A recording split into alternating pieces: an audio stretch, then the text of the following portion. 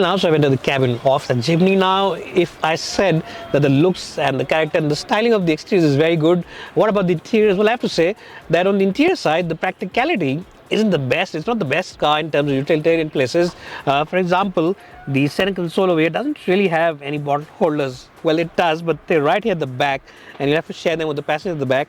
So that's something which isn't really that good. You also get a big tray here, but you can only keep maybe one of your cell phones or maybe your sunglasses because it's not very big. So you'll have to keep your cell phone or your wallet over here. And in case you're thinking you'll hide away some chocolates or maybe some candies or anything from your kids, then good luck to you, because the glove box is really very tiny. It's a small glove box, and if you do keep a first aid kit in this, then it'll be very difficult to adjust any Diet Coke can inside as well. So in terms of practicality, it's not that great. And in fact, I'll just give you an example that the door bins are really tiny. You can only keep a juice, and that also once it's finished, in those door bins. So yes, practicality is the strong point of the interiors, especially the utility places inside the cabin of the Jimny. Other than that, it's a nice place to be because you get decent equipment, automatic headlamps, cruise control, traction control, automatic AC, of course a big 9-inch touchscreen with Apple CarPlay and Auto, and really it's quite well kitted out. 90s design or 80s design for the gauges, because this one is very similar to the Gypsy, and of course you also get digital display in the middle over here. Seat comfort has always been a big strength with Maruti, and it's no different here on the Jimny. Very comfortable seats, good cushioning, good support, and support for your lower back also is genuinely quite good, and the plastic quality also is quite good for the price of this car. Anyways, now let's jump in the back seat and see how good that is, and is that spacious enough for a family, or is that a bit of a compromise? Well, then I'm in the back seat of the Suzuki Jimny, and if I sit up completely up straight, knee room is quite decent. Headroom also is quite sufficient for someone who's my height, which for reference is 5'10". The front seat also has been adjusted for my driving position and my height. So if you're about 5'10", your chauffeur's at the same height, you'll be quite okay. If you're about 5'11", or maybe 6, then your head, or your hair rather, just might brush on the roof over here, just might. It's not 100% it will, but it just might if you have an Elvis Presley like hairstyle, so just might brush over here. So yes, it's a little tight, but it's not cramped. That's the right word. It's a little tight on space, but not cramped. So it's decent. Has a 4-seater. It's also not very wide. So 2 occupants at the back is best. If you have 3, it'll really become very tight, and there's also a bit of a lump in the floor panel. It's a huge lump actually, because remember this car is 4x4, so there's a lump as well over here. So really ideal only for 2 occupants. You of course get pockets over here in the seats, and that's very important because you can only keep your bottles over here. You can't keep your water bottles over here in the door bins because there are absolutely no places to keep your bottle over here. So the back seat gets a decent score of 7 out of 10. Now let's check out how the boot is, and after that, take this car out for a drive.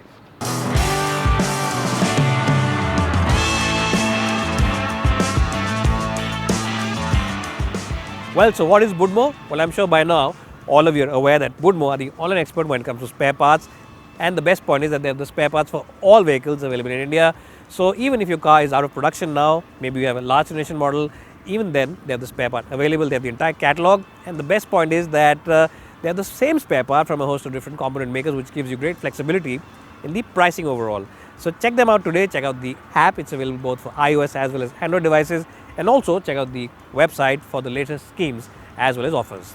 Well, now let's show you the boot of this car, and you open up the tailgate sideways. It opens up sideways like it used to open on the EcoSport, and once you open it up, you'll see that the space inside is decent. It's about 219 liters with the last row up, and if you drop it, it increases by roughly about 100 liters. Not the most spacious boot, but quite okay. In case your mother-in-law is coming in from abroad, then a couple of bags will easily squeeze into this boot, which is good for you. Not good for her, but good for you, because then you can always tell her that there's not enough space in the car. Please get your stuff in an Innova behind or something of that sort to avoid her long stays at your place. Decent, not the best, but decent, and I think considering the shape and size of this car, quite respectable. Well, so now I'm driving the Jimny on the road. We already driven it off the road, and I did tell you that's a very capable machine off the road. But how is it on the road? And I have good news for you, and that is that even on the road, it's quite a good car. It's quite a capable car. It's definitely quite comfortable to drive. It's not a typical SUV, typical off-roading SUV, because most of them suffer from very harsh suspension. On the road, SUVs usually aren't very comfortable. This one is quite good. It definitely offers you good comfort, and it does soak in the bumps quite well. Yes, the odd bump does filter into the cabin sometimes, but not always, and on the whole, the ride comfort is generally pretty good. What you'll also like is the light controls of this car. Yes, the controls of this car are quite light.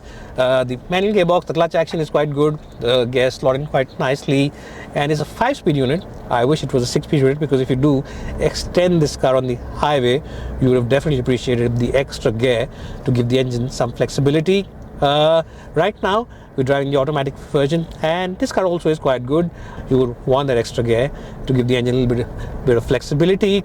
In terms of fuel economy, Maruti engineers say that this car delivers almost 17 with the manual and 16.3 with the automatic. So those are figures which are quite good, considering that this is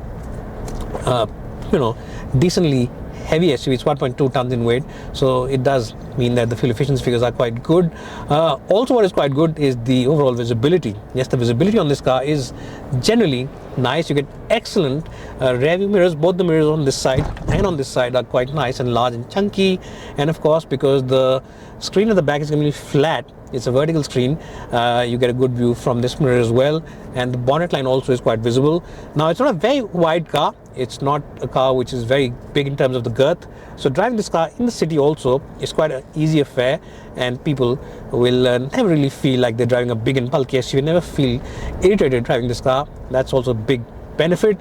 Any downsides? Well, 102 bhp engine is decent in terms of power. It's quite refined, but I wish that sometimes it had a little more power, and I think Maruti Suzuki should give you the option of a turbo engine on this car sometime soon. Maybe they should get one of those turbo engines from the European markets that they sell over there and put it onto this car. But on the whole, a very satisfying driving experience. The grip level on tires is good. Body roll is something which is there. It's a little bit of a car which does roll into corners, but that's quite okay, because it's a high-side SUV and also an SUV which is built on ladder frame, so definitely there will be some amount of body roll. Anyways, guys, that's my video review of this car. Let me just stop it now and give you a summary report, and definitely I'll give it a double thumbs up, because it's a good car and also a very good off-roading package.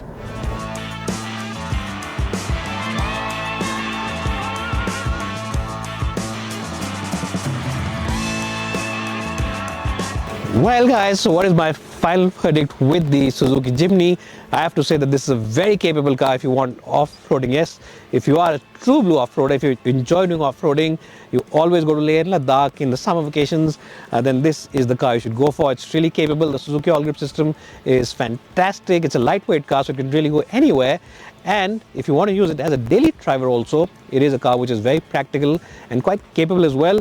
Now, it's not a very wide car, which means that you can drive it within those tight city limits. It easily accommodates 4 people. There's a decent amount of space in the cabin, and the boot also, it's not the biggest, but it's quite okay to be used as a daily driver. Well, and the best point is the 1.5 series petrol engine really is a very sweet engine. It's very refined, it's very quiet, and it's also got a good amount of power. It's also responsive, which makes it a good car to drive in the city. The controls are very light, the gearbox is quite light. So really, if you are someone who's planning to buy a compact SUV, I would suggest you forget that compact SUV and buy this, because this really is the true blue proper SUV. So forget that compact SUV, forget that pseudo SUV. Simply go ahead and take a look at the Jimny. It's got a lot of personality, it's very, very likable, and it's very capable as well. So bye for now, and thanks so much for watching this video.